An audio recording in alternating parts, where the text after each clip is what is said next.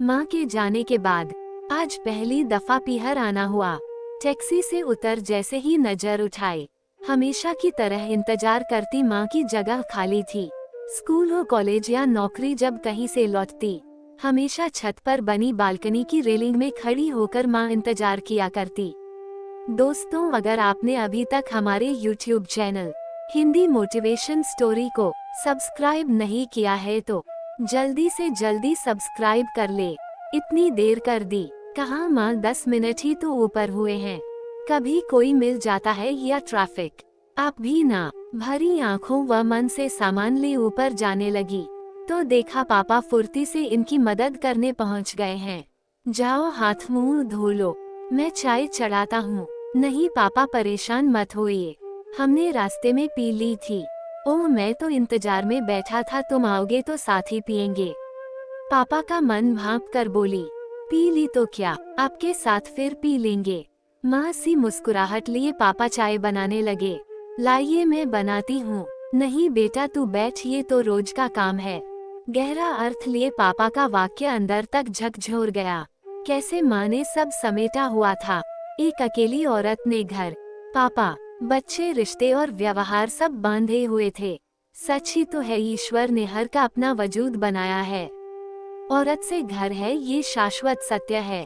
थोड़ी देर में बिटिया ने रोना शुरू कर दिया। सारे दिन से चिड़ करने में लगी थी। देखा तो बदन अभी भी बुखार से तप रहा था। ना पतिदेव के पास जाती ना पापा के। पापा से विदा ले सोने चली आई। किसे कहती थोड़ा कंधा दबा दो, सिर में तेल डाल दो। उसकी थकान महसूस करने वाली माँ तो आज साथ थी ही नहीं। उनसे घंटों बतियाकर सारी थकान दूर हो जाती थी। बहुत देर बाद बिटिया को नींद आई। सुबह उठी तो अंग अंग दुख रहा था, लगा बदन बुखार से टूट रहा है। पापा को भी चाय पिलाने की मंशा से हिम्मत कर उठ खड़ी हुई। जैसे ही पहली घूंट गिटकी, बिटिया ने रोना शुरू कर दिया।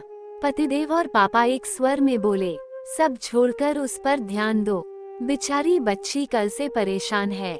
सुनकर मन में आया, कह दूं कि मैं भी तो कल से परेशान हूँ। एक पल भी सुकून से नहीं बीता। रात भर बुखार में तप रही थी, लेकिन जानती थी ये व्यर्थ की बातें हैं। चाय छोड़ भरे मन से उठ खड़ी हुई। आज माँ की बहुत याद आ रही थी। वो होती तो मुझे आराम देने के लिए बच्ची की एक आवाज सुनकर ही उसे कमरे से बाहर ले जाती। कैसे एक बार अपने जमाई से तुनक कर बोली थी, मेरी बेटी को कभी कोई कष्ट न होने पाए। इस गलती की मेरे पास माफी भी नहीं, इसको हमेशा खुश रखना। ओह माँ, कहते हुए बिलख पड़ी। बिटिया को रोता देख उसे गोदी में उठा, माथा चूमा। मम्मी की बात जहन में घूम रही थी। जब बच्चे परेशान होते हैं ना तो अपनी तकलीफ महसूस भी नहीं होती।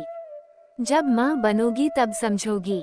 आंसू गिरते रहे क्योंकि उनकी कद्र और कीमत एक वो ही पहचानती थी। उनकी फोटो के पास जाकर उन्हें निहारती रही। माँ, मुझे बच्चा ही रहना था। वीडियो को पूरा देखने के लिए आप सभी लोगों का धन्यवाद।